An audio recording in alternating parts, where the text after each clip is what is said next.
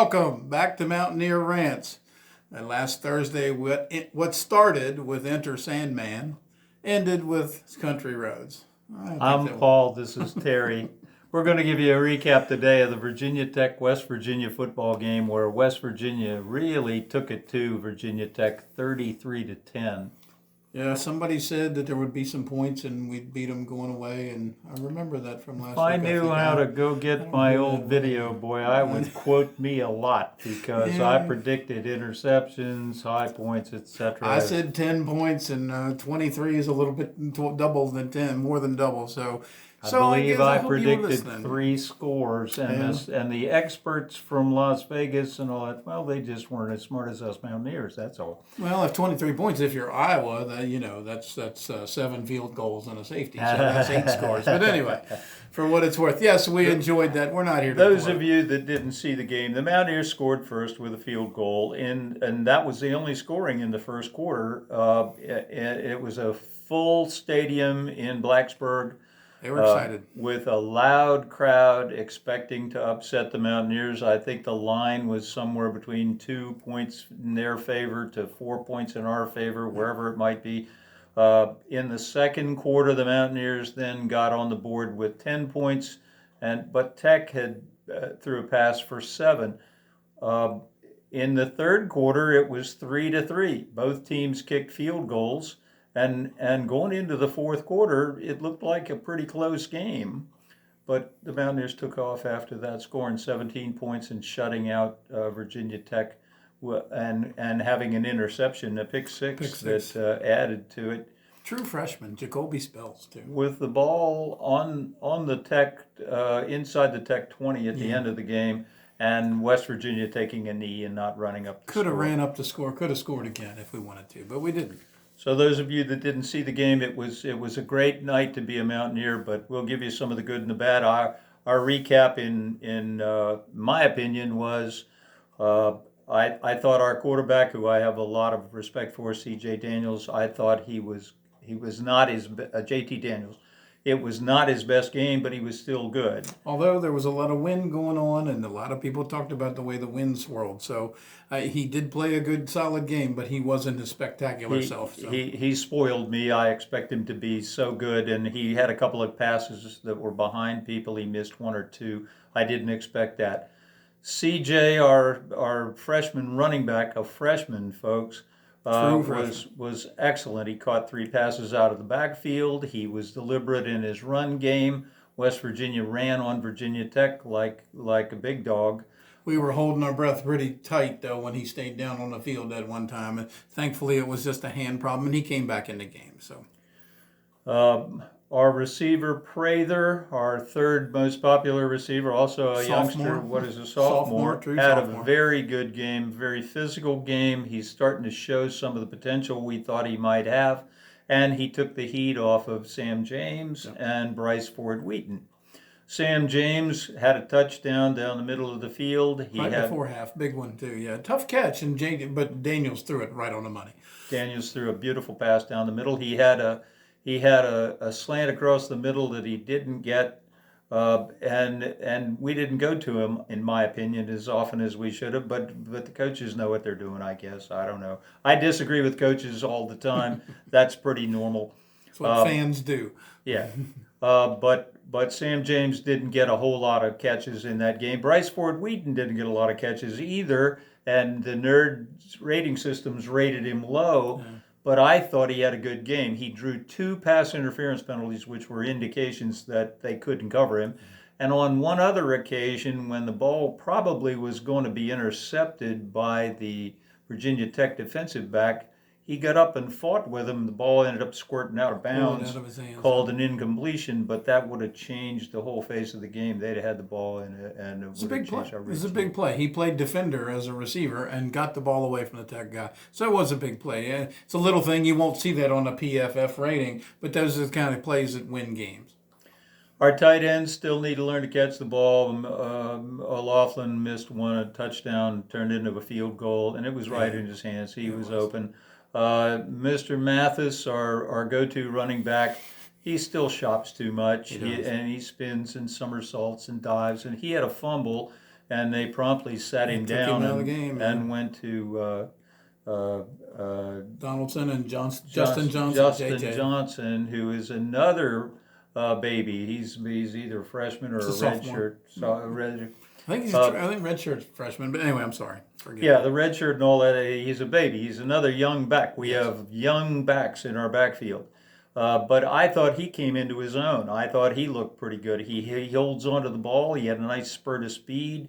He runs past linebackers. I think between Johnson and Mathis and C.J. Donaldson, we've got a great troop of backs. Donaldson's just a man, though, isn't he? That kid is a true freshman again, and they just don't want to tackle him. I can't say as I blame him. 6'2", 240 coming at you that fast. Anyway.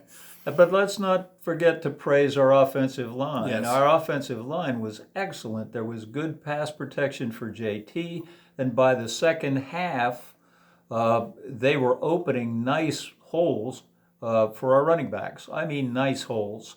Now, maybe that's because Virginia Tech is thin in their defense, and they had their same people in there. Maybe they were tired. I don't know, but I don't want to take anything away from our offensive line. I thought they did an excellent job, and they were only outshined, I thought, by our defensive line. Yes. And their ability to stifle the Virginia Tech running game was just awesome. In the first 9 rushes Virginia Tech had, they went for 2 yards minus a yard.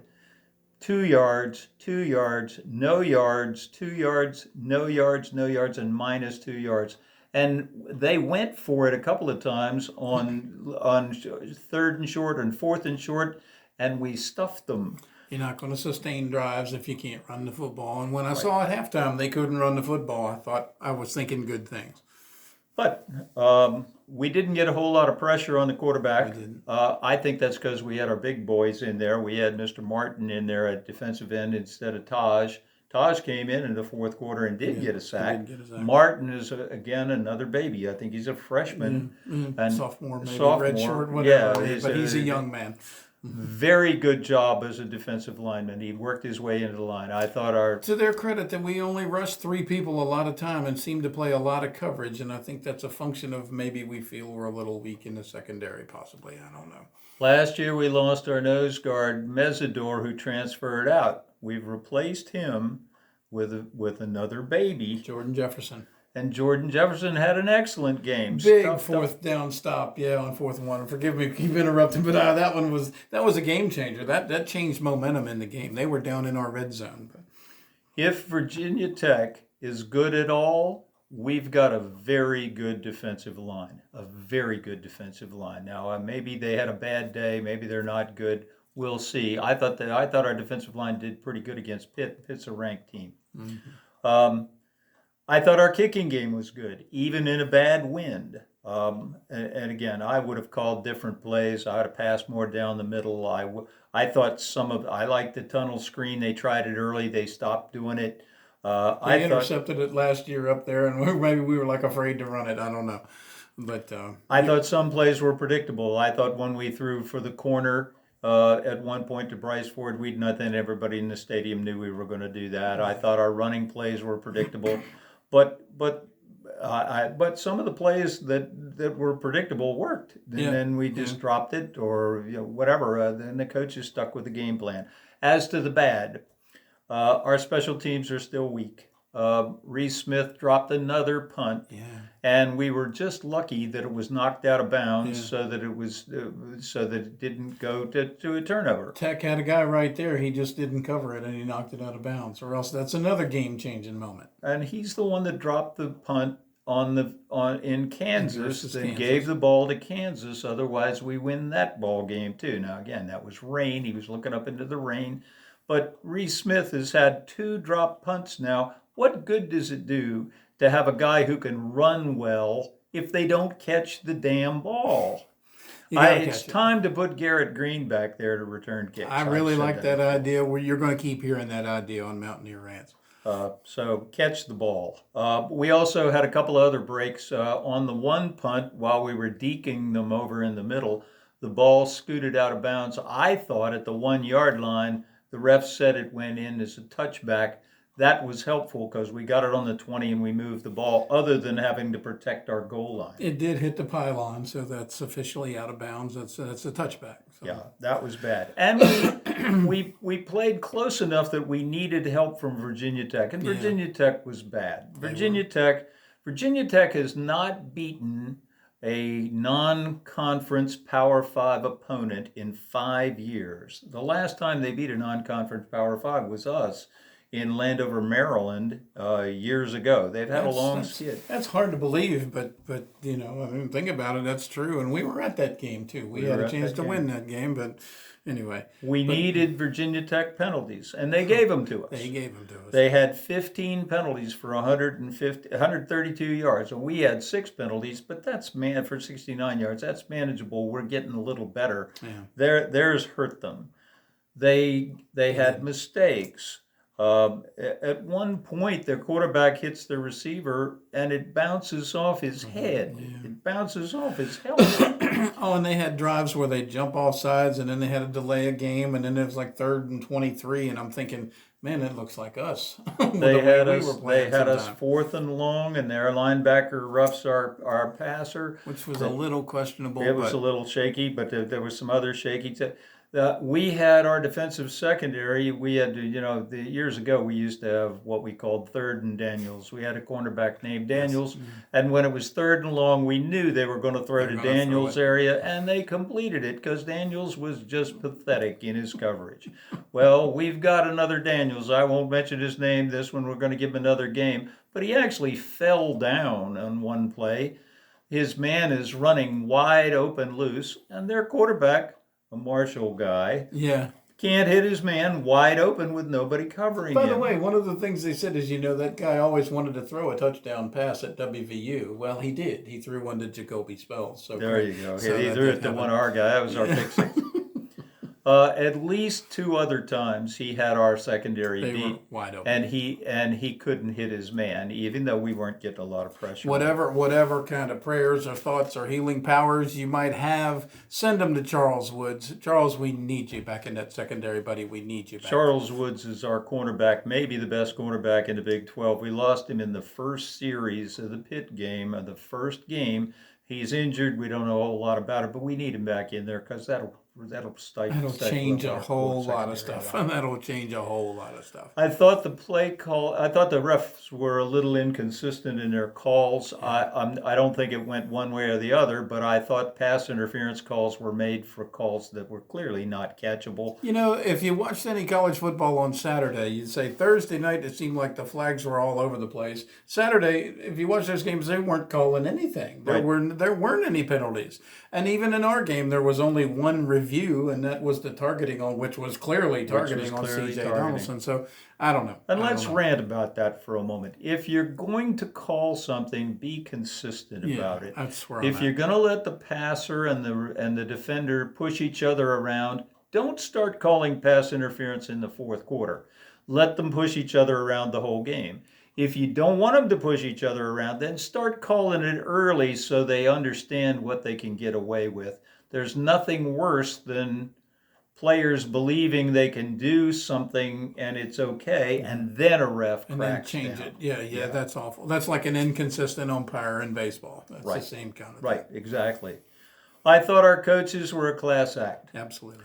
When we had the ball at the end of the game and Mathis had a couple of nice runs, I would have let him run in and put up 40 points on Virginia Tech. We're not going to play him for another few years. It might have helped his confidence, Tony Mathis, too, because he had that fumble and he finally got in garbage time, and it might have helped him to get a touchdown. But I would have done that, but the class act coach took a knee, a victory formation. He didn't run it up. And when the game was over, Neil, who may be feeling some pressure, in his post-game praised everybody. I think he praised the hot dog vendor.